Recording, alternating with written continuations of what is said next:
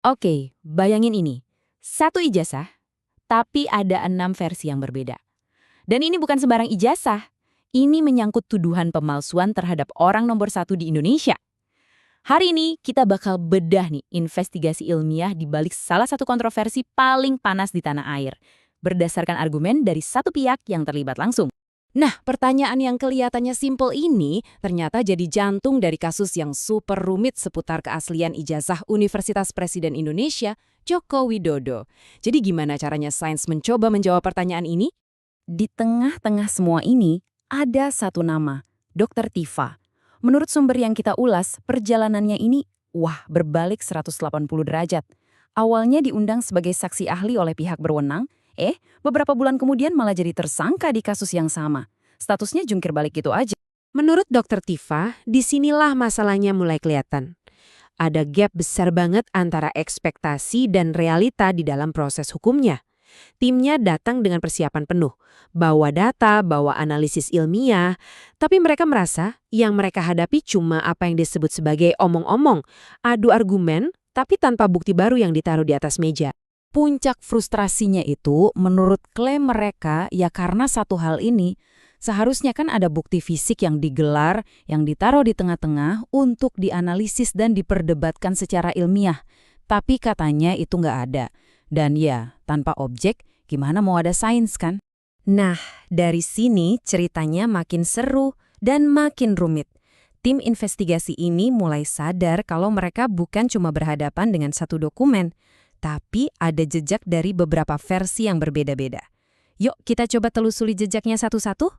Setelah nunggu berjam-jam, hampir 6 jam malah, akhirnya momen yang ditunggu-tunggu datang juga. Ijazah resminya diperlihatkan. Tapi ada satu aturan yang super ketat. Boleh dilihat, jangan sekali-kali disentuh. Aturan ini, seperti yang bakal kita lihat, ternyata penting banget. Dan ternyata, momen yang cuma 10 menit itu jadi kuncinya. Dari pengamatan sekilas itu, Dr. Tifa mengklaim kalau dia berhasil mengidentifikasi versi ke-6 dari ijazah ini. Sebuah versi yang menurutnya punya perbedaan forensik yang jelas banget dibanding 5 versi lain yang udah beredar di publik. Oke, begitu mereka ngelihat apa yang mereka sebut versi ke-6 ini, analisis forensik langsung jalan. Timnya mulai membedah detail-detail kecil yang mereka klaim, kok nggak cocok sama versi-versi ijazah yang pernah mereka lihat sebelumnya. Ada 3 hal nih yang jadi sorotan utama mereka.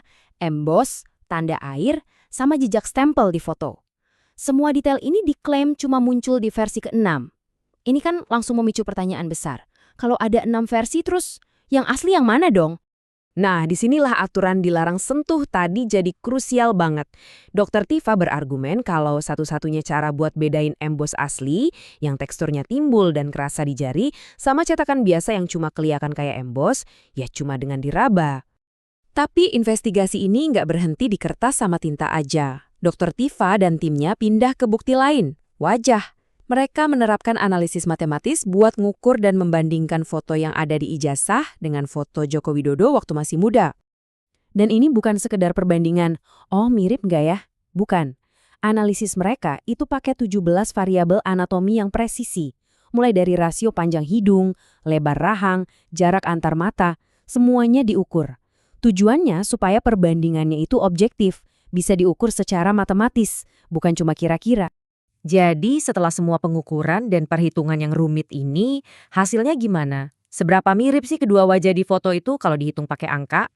Hasilnya cukup mengejutkan. Menurut perhitungan tim Dr. Tifa, tingkat perbedaannya mencapai 99,71%. Ingat ya, ini angka perbedaan.